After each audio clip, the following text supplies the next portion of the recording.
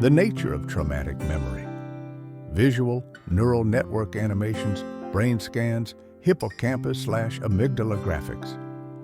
Trauma doesn't just change your story, it changes your brain. Recent studies suggest that trauma memories in post-traumatic stress disorder, PTSD, may be stored as a distinct cognitive entity, different from ordinary memories. According to neuroscientist Daniela Schiller, who leads the Effective Neuroscience Lab at Mount Sinai, emotional memories can be rewritten during a process called memory reconsolidation, opening a window for healing. But before we can heal, we must understand what goes wrong. Traumatic events often distort how the hippocampus, amygdala, and prefrontal cortex interact. In fact, research shows that after trauma, the brain tends to strengthen simple cue-threat associations, seeing a trigger sound equals danger, while weakening the narrative episodic memory of the event itself. In other words, your brain prioritizes survival over clarity. A personal story. Case example. Visual, silhouette of a person walking in memory flashes, interviews, or dramatized visuals. Meet Aisha. She was in a car accident 5 years ago.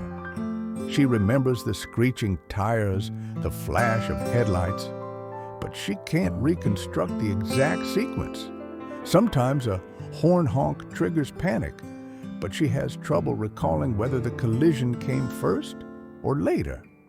This fragmentation isn't her fault. Her brain is working in crisis mode, boosted by stress hormones and altered neural circuits.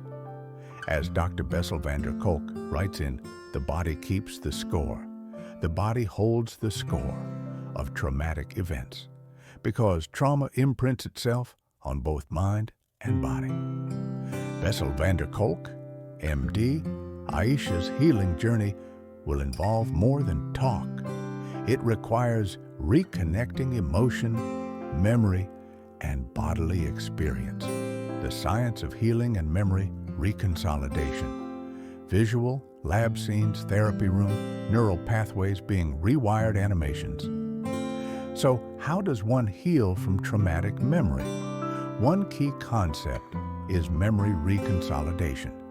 When a memory is reactivated, it becomes temporarily labeled, offering a chance to update or reframe it. Daniela Schiller's work has been pivotal in showing that even deeply negative emotional memories can be softened or altered via reconsolidation. Another researcher, Dominique de Quervain, has studied how cortisol, the stress hormone, plays a role. His experiments show that cortisol can inhibit the retrieval of aversive memories, which might be leveraged therapeutically. Many clinical approaches now integrate somatic therapy, EMDR, and mindfulness, bridging body and mind. Dr. Ariel Schwartz is one psychologist who emphasizes how traumatic memories are encoded as impaired neural networks, not mere narrative gaps. Ariel Schwartz, PhD healing, isn't forgetting. It's reintegrating, recontextualizing, and reclaiming narrative coherence. Practical healing steps. Visual, person journaling, therapy session, breathing exercise, nature, gradual progression. Here are 3 evidence-based practices you can explore under professional guidance to support healing from trauma. Controlled memory activation. Under safe conditions with a therapist, gently revisit memory fragments to trigger the reconsolidation window. This gives the brain a chance to re-encode the memory with new meaning. Mind-body protocols. Practices like somatic tracking, yoga, polyvagal breathing help ground the nervous system.